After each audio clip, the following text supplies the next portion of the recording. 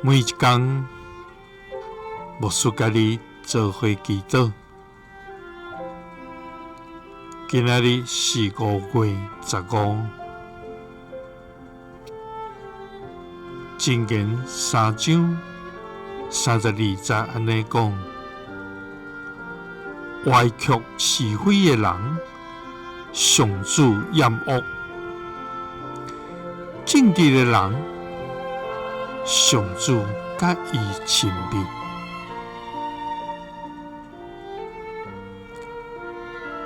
三角來祈禱，愛願毋通歪曲是非，着所行正直的天父，願感謝你。主啊，你是全然聖潔公義的至高上帝。你是滿有慈愛甲憐憫的疼痛天父。主啊，你的名佇全地到這懸大，你的榮光遍滿佇通世間，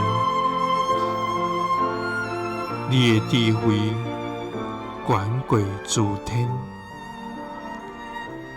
你的信實到萬世代。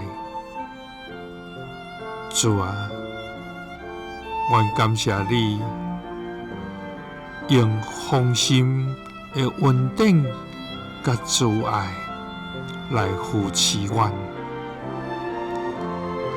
用永無改變的疼來疼阮。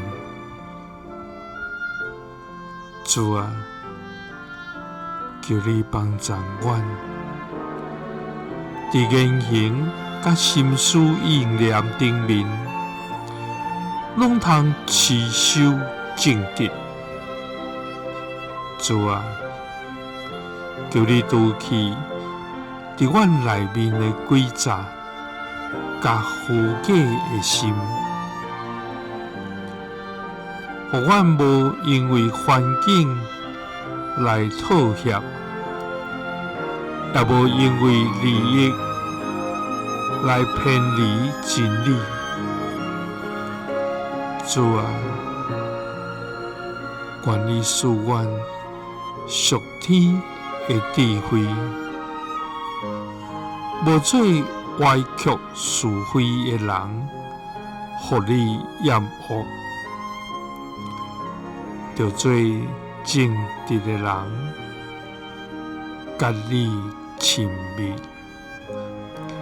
祈禱是奉主耶穌基督的聖名，阿們。